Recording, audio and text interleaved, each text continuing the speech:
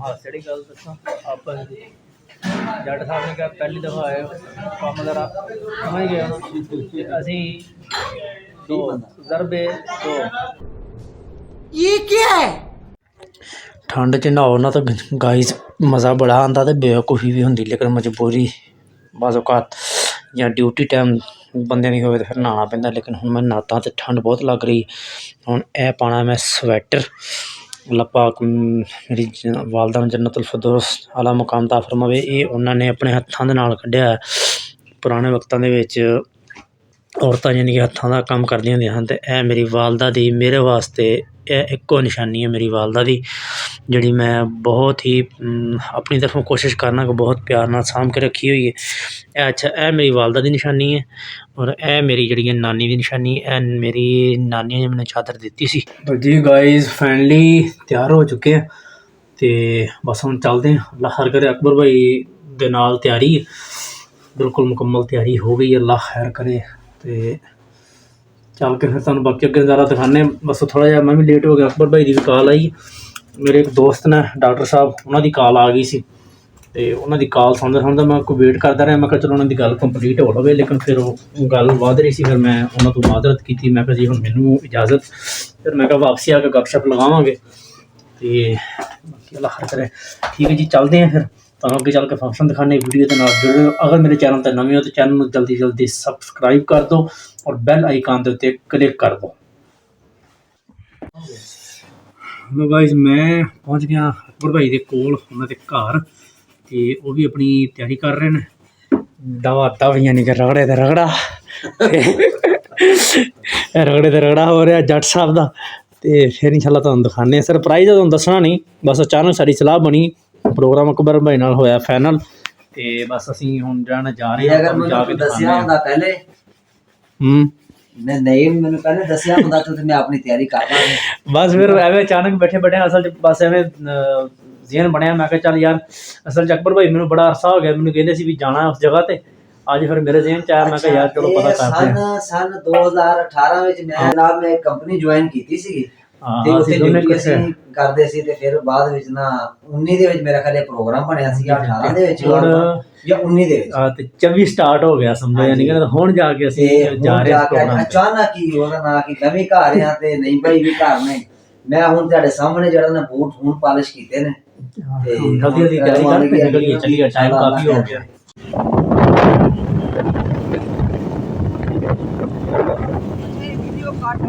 जोड़नी पैंदी है ये भी यार मुझे सिखाना वा या अगर मैं कोई किसी का वीडियो बना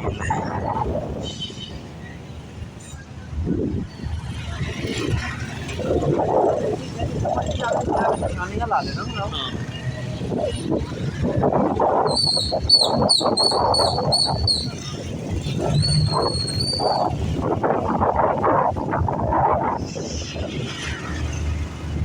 जट साहब कर रहे हैं ड्राइव गाइज असी तकरीबन यानी कि पहुँचने वाले बस अपने मुकाम पे यह है जी गाइज जिते असी पहुँचे हैं अली निहारी रेस्टोरेंट यानी कि रेंजर खान का बहुत मशहूर है साथ यानी कि फर्स्ट एक्सपीरियंस है देखते बड़े बोलते हैं भाई वो करवा दो ठीक है सर लाल रोटी खिली कितनी देर लगेगी भाई डॉक्टर साहब की आर्डर दिता मैंने समझ नहीं लगी उन्होंने साढ़े को पूछा जी बीफ चाहिए तेनों कि चिकन चाहिए अच्छा ते असी ते बीफ ओदा ना की पसंद करदे पिछली दफा भी असी आए हां एक दावत से दोस्त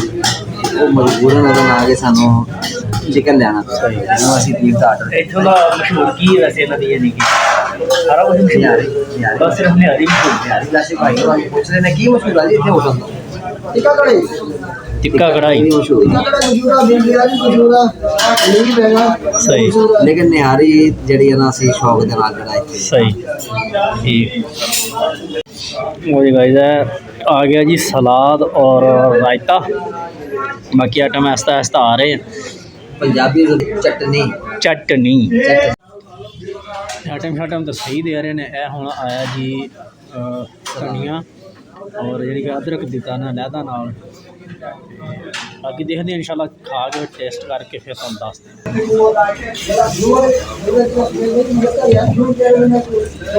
आओ जी बीफ आ गया जी हाँ जी, ये बीफ आ गया जी, इसनों कहते हैं जी देसी घी का तड़का लगा है जी। क्या बात है, मूँह 'ਚ पानी आ गया कि नहीं? मेरे तो मूँह 'ਚ पानी उदों आ गया सीगा जिस टाइम तू आख्या सीगा कि वो निहारी का नाम लिया सी ना।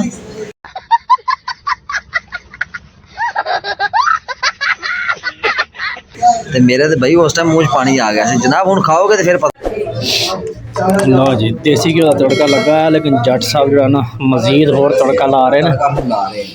यह है जी असल प्योर तड़का अपनी। लेकिन अदरक अच्छी चीज़ आजकल जिवें सर्दी का मौसम है, खाना तैयार है गाइस।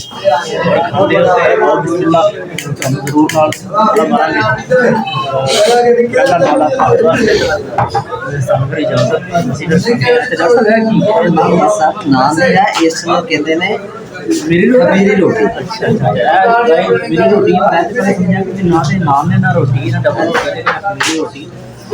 खांदे हो रहो बिस्मिल्लाह गाइस। पहला नवाला अगर ਤੁਹਾਡੀ इजाजत ਹੋਵੇ ਤੇ ਕਿਉਂਕਿ ਅਸੀਂ ਤੁਹਾਨੂੰ ਸੁੱਕੀ ਸੁਲਾ ਮਾਰ ਸਕਦੇ ਹਾਂ ਤੇ ਵੈਸੇ ਤੁਸੀਂ ਖਾ ਤੇ ਨਹੀਂ ਸਕਦੇ, ਲੇਕਿਨ यार वो कहते हैं ना सुलाई काफ़ी होती है यार, ਅਸੀਂ ਹੁਣ ਖਾ ਸਕਦੇ ਹਾਂ ਜੀ, बिल्कुल ਕਿਉਂਕਿ ਰਿਹਾ ਹੀ ਨਹੀਂ ਜਾ ਰਿਹਾ। बिस्मिल्लाह भाई इन्हों की मशहूरी तो बहुत सोहनी है, लेकिन खा के चेक करके देखते हैं कि किस तरह का इन्हों का सैटअप।